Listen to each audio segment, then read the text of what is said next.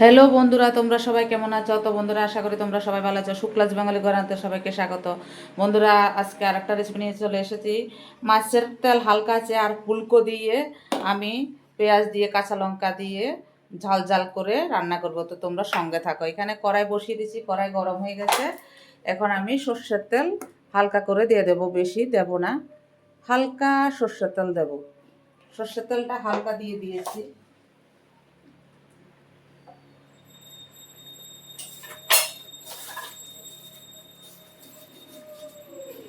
আর একটু কালো জিরা ফোড়ন দিলাম।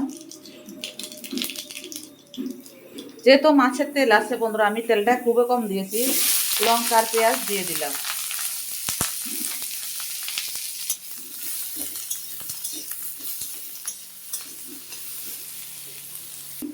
তো বন্ধুরা, নুন হলুদ দিয়ে দিয়েছি আমি।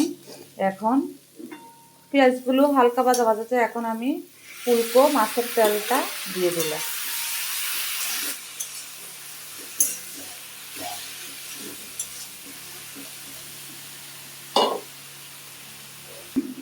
তো বন্ধুরা, ফাইনালি দেখো মাছের তেল হয়ে গেছে।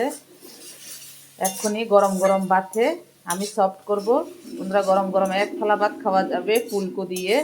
ফুলকো রান্না কে কে খেয়েছ দিদিভাইকে কমেন্ট করে জানাবে। তো বন্ধুরা, হয়ে গেছে, আমি গ্যাসটা অফ করে দেব।